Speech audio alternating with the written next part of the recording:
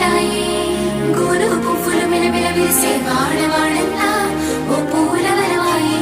ప్రతి పువ్వులు చెరువేమో ఓ పూల తోటాయి